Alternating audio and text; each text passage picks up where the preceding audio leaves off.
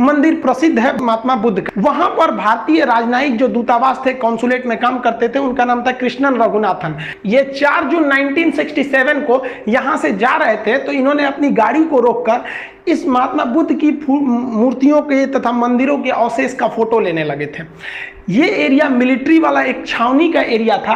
अभी ये फोटो ले ही रहे थे कि चाइना की जो पीपुल्स लिबरेशन आर्मी है, PLA ने इन्हें आकर गिरफ्तार कर लिया। ये समझाते रह गए कि हम फोटो यहाँ की मिलिट्री बेस का नहीं ले रहे थे, बल्कि हम यहाँ महात्मा बुद्ध की फोटो ले रहे थे। और महात्मा बुद्ध का भारत से तो कितना लगाव है, हमने ही पूरी दुनिया को बुद्ध दिया, हमने चीन को बुद्ध दिया, बदले में उसने हमें युद्ध दे दिया था। तो हम लोग महात्मा बुद्ध की फोटो को आज भी इज्जत से देखते हैं लोग। तो ये फोटो ले रहे थे, लेकिन चाइनीज PLA वालों ने इनकी बात को नहीं सुनी और उन लोगों ने इन्हें अरेस्ट कर लिया। इन पर जासूसी का आरोप लगाया और जासूसी के आरोप लगाने के बाद इन्हें पूरी जनता के सामने बेइज्जत करने के लिए 15,000 लोगों के आगे इन्हें मुकदमा चलाया गया और इन्हें जासूसी का आरोप लगाकर इन्हें पर्सोना नॉन ग्राटा घोषित कर दिया गया कि अवांछनीय व्यक्ति इसे देश से निकालिए। और अगले दिन, मतलब ये मुकदमा चलने के बाद 13 जून को इन्हें पूरी तरह एयरपोर्ट पर घसीटते हुए लाया गया। इतना घसीटा गया था कि इनके पैर से जूते निकल गए थे, इन्हें नंगे पांव घसीटा गया। चाइना के जो रेड गार्ड्स थे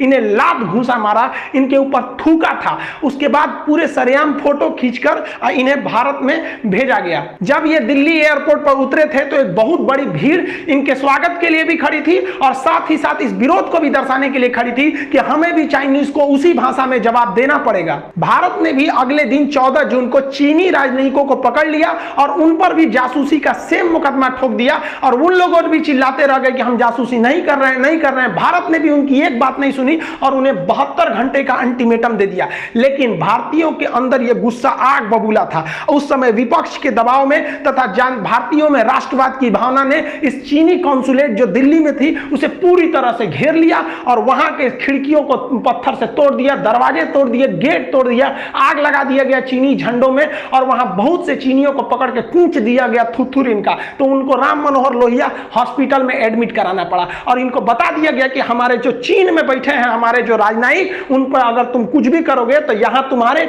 जो राजनयिक दिल्ली में बैठे हैं वो बचकर नहीं जाएंगे। भारत के इस घटना ने जो दिल्ली में उनके राजनयिकों पर हमला किया था, इससे चाइना आग बबूला हो गया और चाइना को लगा कि वो बहुत बड़ा पावरफुल है। उसने भारतीय राजदूतावास जो थी वहां पर उसको घेर लिया और उसके अंदर 63 भारतीय महिलाएं भी थी, उसमें बच्चे भी थे, उन सबों को परिवार के साथ घेर लिया और चीन की जो रेड गार्ड्स थी पूरी तरह से घेर ली। चीन के लोग भी यहां पर तोड़फोड़ करने लगे, यहां के खिड़की दरवाजे तोड़ दिए गए, यहां पे भी थोड़े बहुत आगजनी किए गए। लेकिन यहां चीन ने वो चाल किया कि यहां पर सप्लाई लाइन रोक दी गई। जो छोटे बच्चे थे उनके लिए जरूरी नाश्ता, खाना, दूध, पानी, ये सबको भी सप्लाई रोक दिया गया। और हद तो तब हो गई जब वहां पर अमेरिका, ब्रिटेन, जापान जैसे देशों के भी दूतावास थे, उन लोग भी क्या किए कि अपनी मदद से भेजे कि उस सामान के अंदर जो लोग हैं वो लोग भी कुछ खा पी ले।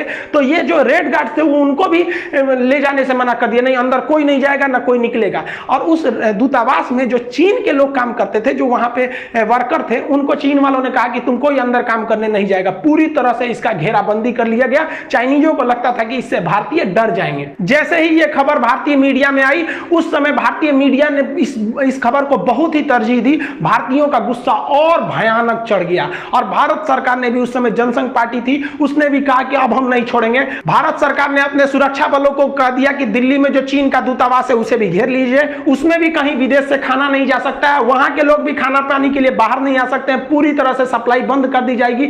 वहां पर भी वहां के जितने लोग हैं उनको कहीं से न आने जाने कहीं की कोई इजाजत नहीं दी जाएगी। जो जो चीन के बीजिंग में हो रहा है वह सब दिल्ली में किया जाएगा। अगर वहां बंदी बनाए गए हैं तो यहां बंदी बनाएंगे। आप अगर वहां कुछ अत्याचार करते हैं तो उम्मीद रखिए कि यहां उनसे दुगना अत्याचार किया जाएगा। यहां चीन एक चाल चलने की कोशिश किया। जो उसके दूतावास थे वहां पर जो लोग बंधक बनाए गए थे वो तो अलग थे, जो हॉस्पिटल में हाथ गोड़ तुरा गया था उन लोग का कूच दिए थे सब भारत वाले। दिल्ली वाले बहुत अच्छा काम किए थे। इस चीज के लिए दिल्ली वालों को सैल्यूट करते हैं कि जब देश की बात आएगी ना तो भाड़ में गया इंसानियत। अगर हमारे देश की इज्जत पे आएगी ना तो थूर देंगे ऐसे ही, तुम चाहे कितनों बड़े के देश के रहो। तो यहाँ पर दिल्ली वाले ने जो कूचा था, वो लोग राम मनोहर लोहिया हॉस्पिटल में एडमिट थे। तो चीन जो था वहां पर एक स्पेशल कोड भेजा दूतावास भारतीय विदेश मंत्रालय को कि हमारा एक विमान जो है वो इस रास्ते से जाएगा और जो थुरा कुचा गए हैं सब वहां पर, छोटका छोटका चीनिया सब, उनको भर भर के ले आएगा। तो भारत सरकार ने ओपन बिना कोडलेस के संदेश भेज दिया। देखिए जो विदेश में राजदूतों से बात होती है वो कोड में बात होती है,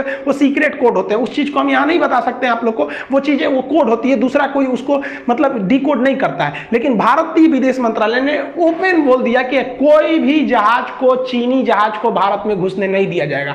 और हिंदुस्तानियों की उस समय हिम्मत की तो सैल्यूट करनी पड़ेगी जब हिंदुस्तानी एयरफोर्स को यह आदेश दिया गया कि इस रास्ते से अगर कोई भी चाइनीज जहाज गुजरता है, एक्चुअली उस समय तो ये पूर्वी पाकिस्तान था, ये तो 1971 में हम लोग कूच काच के इसको अलग किए, इसका वीडियो बना चुके हैं, आप उसको देखे होंगे कि कैसे हम लोग पाकिस्तानियों को कूचे थे। उस समय 93,000 फौजियों ने हाथ जोड़ के सरेंडर किया था कि मत मारिए हमको, तो यहां से वो लोग घुसना चाहते थे। तो भारतीयों ने एकदम प्लान बना दिया था कि एयरफोर्स को सख्त आदेश था कि कलकत्ता से एयरफोर्स उड़ान भरेगी और चीनी विमानों को इस तरह से घेर लेगी कि उन्हें इलाहाबाद या लखनऊ पर उतरने पर मजबूर कर दिया जाएगा। अब एयरफोर्स घेर लेगी तो उतरेंगे कहीं नहीं, आगे जाके जहाज, एयरफोर्स की जहाज तो छोटी होती है ना, कलाबाजी करने लगे, आगे ऐसे ऐसे करेगी, अपने से उलट जाएगा, हम लोग क्या कहेंगे, डरा के उलट दिया था। तो ये लोग चीनियों को था। दूसरा कि अगर ये लोग ढीठ ही करेंगे तो भाई हम लोग किसी पे डायरेक्ट हमला भी तो नहीं कर सकते, सिविल एयरपोर्ट है, कोई मान लीजिए कोई लड़ाकू जहाज तो भेजा नहीं था, वो सवारी वाला था। अगर दिल्ली पहुंच भी जाता है तो भारत के पास एक और रास्ते थे कि ससुरा का पेट्रोल नहीं भरने दिया जाएगा, अब ले तो ढकेल के नहीं ना ले जाएगा यहाँ पे। तो ये रास्ते थे। चीनियों को पता चल गया कि भाई साहब ये तो भारत वाला सब एकदम भड़क गया है, सब 1962 नहीं है ये तो अब तो गड़बड़ कर देगा। तो चीनियों ने डर के मारे जहाजिए नहीं भेजा, उसके पायलट आने से मना कर दिए, नहीं जाएंगे वहां, एयरफोर्स तैयार है, हम लोग को इससे लड़ेंगे, हम लोग एयरफोर्स मार देगा सब, इसको दिक्कत हो जाएगा। चीन वाले आए ही नहीं सब। तब चीन को समझ में आ गया कि हम भारत को एक बार धोखा दे सकते हैं, दोबारा धोखा नहीं दे सकते हैं, हम सबको सजग रहना चाहिए। पाकिस्तान और चीन पर भरोसा करना और उनसे दोस्ती रखना मतलब अपने बेडरूम में सांप को सुलाना है। इस साले कब काटेंगे सब किसी को नहीं पता है, ये पैदे इसीलिए हुए हैं सब ताकि इनको धोखा दिया जाए। चीन को उसकी औकात समझ में आ गई कि अब हमारे जो राजदूत जो फंसे हैं सब दिल्ली में, आधा तो हॉस्पिटल में, आधा दूतावास में है सर। अब भारतीयों का गुस्सा एकदम बढ़ते जा रहा था, तभी खबर आई कि चीन ने भारतीय दूतावास जो चीन में है उसकी जो घेराबंदी की थी उसे हटा दिया गया, खाने पीने की सप्लाई फिर से चालू कर दी गई।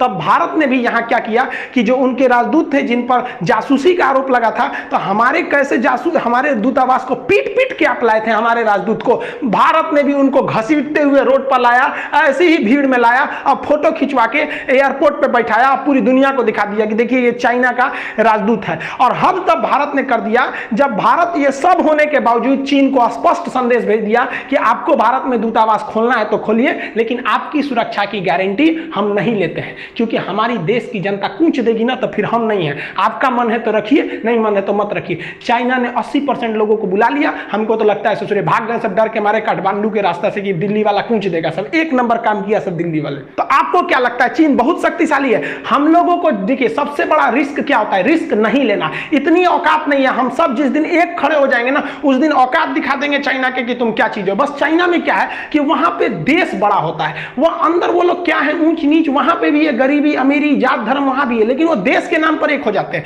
हम लोग को क्या है कि भाई साहब हम लोग किसी किसी के क्या है अंधभक्त है और किसी के अंध विरोधी है, मतलब वो कुछ करेगा हम ससुरा का विरोध करेंगे, और कुछ ऐसे भी लोग हैं को कुछ भी करेगा तो